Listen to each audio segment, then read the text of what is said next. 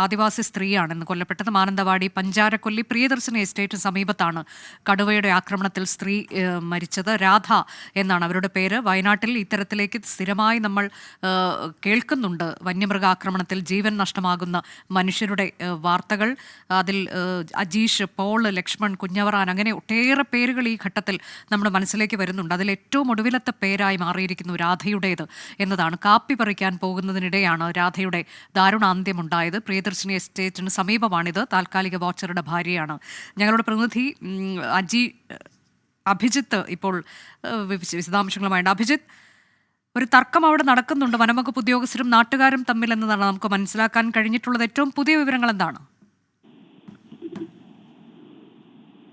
അനുജ, തങ്ങളുടെ ആശങ്ക നാട്ടുകാർ വനംവകുപ്പ് ഉദ്യോഗസ്ഥരെ അറിയിക്കുകയാണ്. നേരത്തെ തന്നെ ഇത്തരത്തിൽ ഈ വന്യജീവികളുടെ സാന്നിധ്യവുമായി ബന്ധപ്പെട്ട് പലവരും ഈ വനംവകുപ്പ് ഉദ്യോഗസ്ഥരുമായി തങ്ങളുടെ ആശങ്കകൾ പങ്കുവച്ചിട്ടും എന്തുകൊണ്ടാണ് നടപടികളിലേക്ക് കടക്കാത്തത് എന്ന ന്യായമായ ചോദ്യമാണ് ഈ നാട്ടുകാരുടെ ഭാഗത്ത് ഉയരുന്നത്. ഇതിപ്പോൾ ഈ ജനവാസ കേന്ദ്രത്തിലേക്ക് തന്നെ കടുവയെത്തുന്നു, ഒരു സ്ത്രീയെ അവിടെ നിന്ന് പിടിച്ചുകൊണ്ടുപോകുന്നു, അവർക്ക് ജീവൻ നഷ്ടമാകുന്നു എന്ന സാഹചര്യത്തിലേക്ക് എത്തുന്ന ആ ഒരു സ്ഥിതിവിശേഷം എന്താണ് ഇക്കാര്യത്തിൽ ഫോറസ്റ്റ് ഉദ്യോഗസ്ഥരെടുത്ത നടപടി എന്നാണ് ഈ നാട്ടുകാരുടെ ചോദ്യം.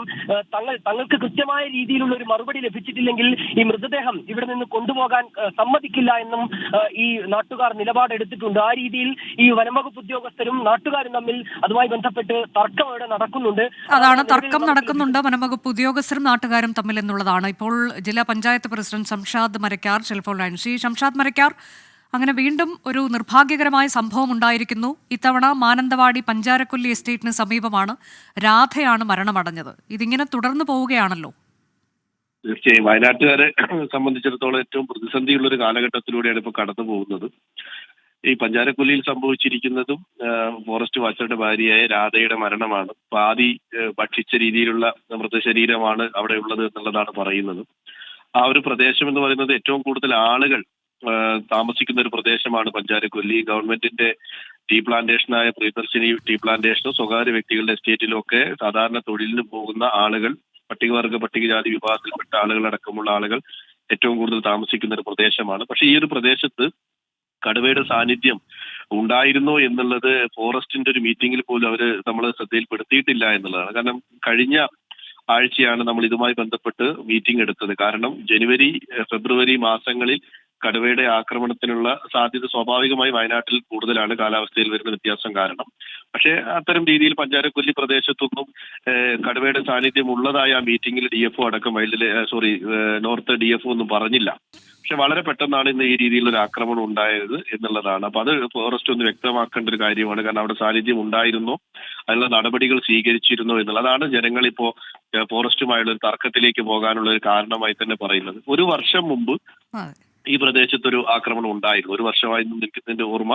അന്ന് പക്ഷെ ഒരു പശുവിനെ കടുവ ആക്രമിച്ചതുമായി ബന്ധപ്പെട്ട് ഞാൻ ആ സ്ഥലത്ത് പോവുകയും അതിലിടപെടുകയും ചെയ്ത ഒരാളാണ്. പക്ഷെ അന്ന് അവർ നമ്മളോട് പറഞ്ഞത് ആ കടുവ ഫോറസ്റ്റിലേക്ക് തിരിച്ചു കയറിപ്പോയി എന്നുള്ളതും അവർക്ക് സെർച്ച് ചെയ്തപ്പോൾ കടുവയെ കണ്ടെത്താൻ പറ്റിയില്ല എന്ന് പറഞ്ഞതാണ്.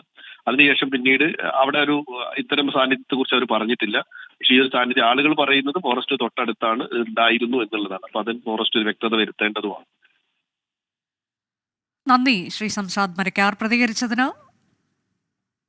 മാനന്തവാടി പഞ്ചാരക്കൊല്ലി പ്രിയദർശിനി എസ്റ്റേറ്റിന് സമീപത്താണ് കടുവയുടെ ആക്രമണത്തിൽ രാധ എന്ന ആദിവാസി സ്ത്രീ മരണമടഞ്ഞത്.